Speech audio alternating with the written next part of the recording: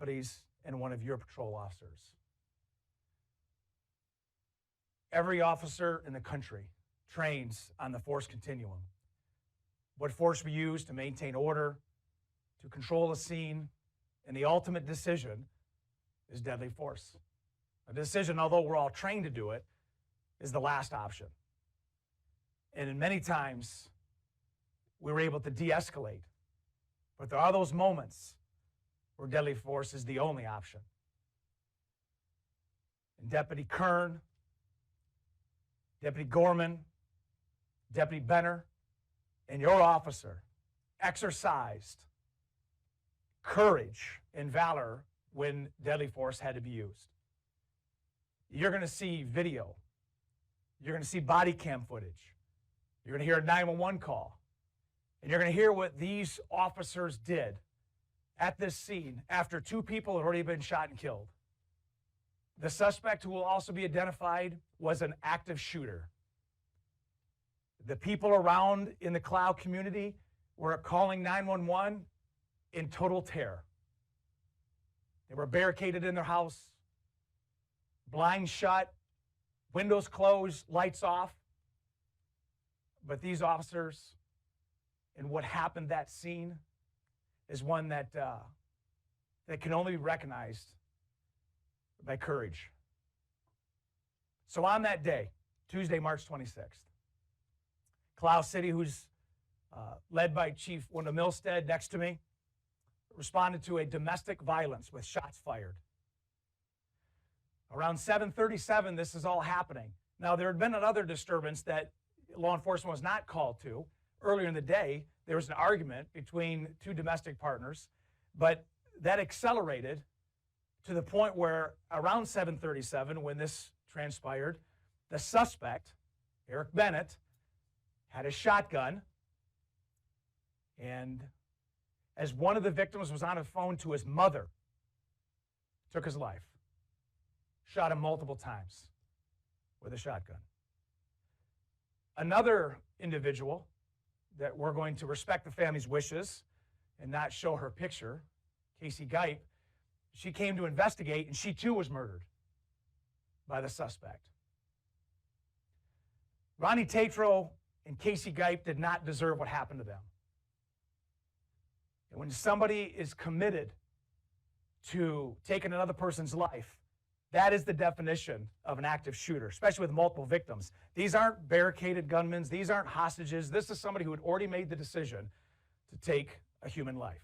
When your officer came on scene and engaged with Bennett, Deputy Kern and Deputy Gorman, Deputy Benner showed up just within a minute or 2 after that. In the presence of mind that as Bennett is being ordered to put the gun down, he's breaking out glass of the apartment at 619 Mill Street. And as he's being given orders, he engages the officers. Multiple shots fired. In fact, the Michigan State Police Crime Lab recovered 13 shotgun shell casings. 13. You're going to see how in this northbound view that Deputy Benner has the presence of mind, seeing another car come southbound to say, we need to shut down at Farron Road so nobody gets in the crossfire. At the same time, giving orders with your officer to maintain control and to put the weapon down. You're also going to see in just a few minutes body cam footage of Deputy Benner given 17 commands, who now, with Bennett in the middle of the road, to put the gun down, is arguing back and forth with the officers saying, take the shot. And they're replying back, I'm not going to take the shot, over and over, trying to de-escalate, to the point in time where the shotgun used, not only on the victims, was also pointed to the Clio City officer. This is that shotgun in the middle of the street. The next still photo that you will see is Bennett raising that gun up towards the Clio officer. The next still photo you'll see is the muzzle flash. Now, we had multiple calls come into 911. And one of those calls was from a bystander, a neighbor, who was across the street on the east side. I want you to hear and see what's happening within the neighborhood and listen to the tone of the caller and how calm the 911 dispatcher is. Here's that call. Did you see anything? We didn't see anything. My husband. How many shots did you hear? We heard 3 shots. 3 shots? Okay, and nobody saw anything? Nobody. Okay. Did you see anything? Yeah, I can see it. My husband said that someone was trying to bust down a door. From the door in your house? At one of the houses across the street? That's one of the houses across the street. Charlie, stay in here. Okay, did he get a description of this person? It was at 619 North Mill Street. 619? The house. 619. It has.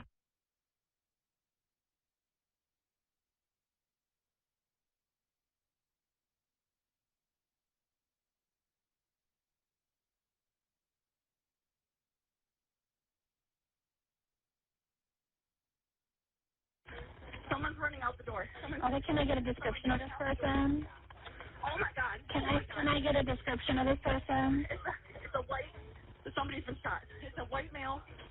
I have to give her a description, Eric. It's a white male. About how old is he? About how old is he? He said. Can you tell me about how old he is? It's a woman. It's a female that's running now? She's not running. She's unconscious or dead on the steps. White female unconscious or dead on the steps. But who is the person that's running? In the apartment. They're not. Okay, is that the white man? You can hear the fear in that caller's voice. That's what's happening around the scene. It's a dynamic scene. At the same time, those deputies and that officer engage Bennett in the middle of the street. Multiple times after being told to put the gun down, he makes a decision, because he's already killed 2 people, shot multiple times with a shotgun, to raise that firearm to your officer and pull the trigger in an attempt to kill a police officer. A third, in addition to what is happening, but a third victim. And that's where those 3 deputies and your officer returned fire. You're going to hear the voice commands from a body cam footage taken from Deputy Benner of how many times he told Bennett to put the gun down. And I want you to hear his voice and hear the tone in his voice. Here's that footage. Drop the gun, dude! Drop the gun, man! We don't want to take a shot, bud. Drop the gun! Just drop the gun, man. Come on. Just drop the gun, man. Come on.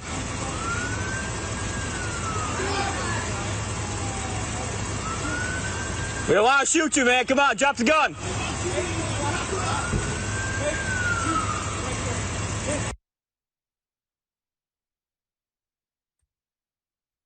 That's the kind of law enforcement we have in this community.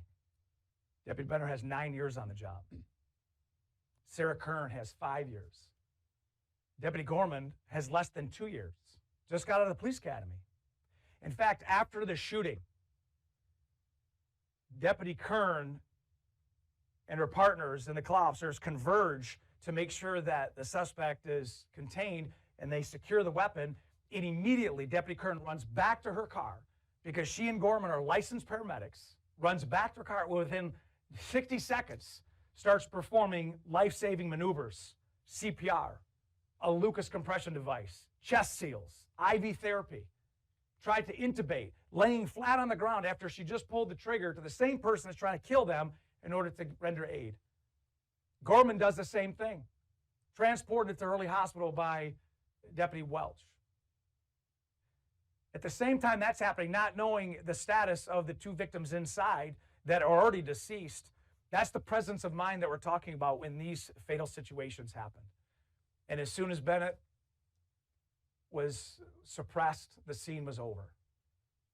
And the reason we've waited to the point that we are right now is to gather all the details and to lay the story out and to thank the people that made that evening not only safe, but also investigating it in a way that tells the story.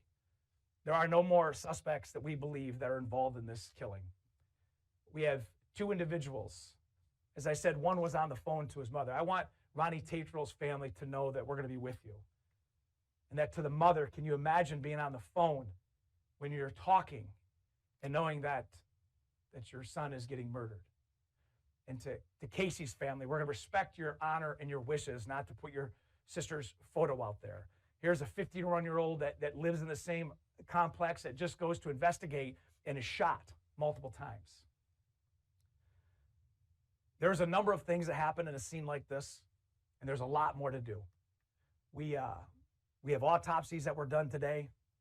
We have State Police Crime Lab reports, but I've asked to do this joint operation like we did some time ago when another deputy and a Burton officer were involved in a shooting, and Deputy Facting was shot himself. And we work really well with local law enforcement, and that's the situation we have now. Chief Milstead is a veteran law enforcement professional within this community and Flint Police Department, and even with this office. And we want to thank some people, and I'd like to turn over to Chief Wendell Milstead of Clio PD. Thank you, Sheriff. I'd like to just briefly, if I could, number one, commend both my city officer and the deputies involved for their courage, their dedication, and their calm and cool under fire. The risk that they put themselves to is something that the average person will never understand. We'd also like to thank the city of Clio and the greater Clio community and the county for their support, their outreach to the agencies involved, showing that they are concerned about both the welfare of the city and the greater community. I'd like to thank the sheriff and his dedicated staff, the Michigan State Police and the State Police Crime Lab, and all the brave men and women from the agencies across the county that responded. We cannot thank you enough from the bottom of our hearts. Thank you, Chief. We'd also like to thank Montrose, Mount Moore City, Genesee Township, and Flint City Police Departments that came and helped secure the scene with us. As I said, this whole thing lasted from about 7:35 till about 7:43, and it was over that fast. Now, again, we try to be as transparent as we can with the public and the media. We're going to open up for questions, but there is some limited information that I can give, and that time is now. I'm live. Are any of these officers, because they were involved in the shooting, on leave at this point? So the question is, are the officers on leave? I don't know about the Clio City officer. Our city officer is on paid administrative leave at this time per protocol. So our 3 deputies, people handle things different. And so we have a protocol in place that we provide support services, counseling services. Our entire command staff wraps our arms around these individuals. We communicate with their families. And sometimes they need more time than others. And so because we have 3 involved, they are on leave, and they're not having to take extra vacation hours. We're going to give them what time they need in order to also put their lives back together. As I said in the beginning, deadly force is an option. It's not the option any officer in the country want to take. And when that happens, imagine, and I have never taken someone's life. So I can't say that I know what it is after 31 years. But there's others that have, and we're talking about 3 of them. And I think it's important that we give them the time to process what's happened, and I'll allow them to come back and to perform their duties. And they will. Of those 3, they're fathers and mothers, their husbands and wives, and their community members. You mentioned the training, how crucial that was. Talk to me a little bit about how often your deputies train to make sure that they know what to do in situations like this one. Mid-Michigan asked about training, and there is a protocol that the state, through what's called MCOs, requires us to qualify. But our firearms team, and I'm sure with Clio, we train 4 to 8 times minimum per year on not only weapon retention, but also, muzzle control and shot placement. You have residential areas that not every shot hit that we have to account for, and thank God nobody else was injured on some of those crossfires. So we train rapidly. Our office, we train once a month. We have multiple mandatory trainings, but it's a lot of it's decision-making too. It's not just pulling a weapon and firing. It's shoot, don't shoot. I can tell you that most officers, 99% of the time that pull their weapon, do not shoot. It's an option we have, but they automatically de-escalate, and so not to use deadly force. But when you have somebody who's already killed 2 people that's engaging you and is arguing with the officer take the shot. I'm not going to take the shot. Take the shot. There was no other option. Do we know a motive, any connection to? Yes, the ABC 12 talks about motive. We do know that Ronnie and Bennett were in a domestic relationship, and there was an argument, and there was a disturbance that happened just before. When Bennett came back into the house, he was locked out. He put multiple rounds through the door, was breaking glass, and eventually got in and killed Tatro in the bathroom. Yes, I'm live. And then what was Geip's relationship with the other victim? So Casey Geip lives in the same building and is friends with both subjects. And without obviously having any opportunity to talk, we can only assume because she knows them, she heard the disturbance, came down to investigate, and lost her life.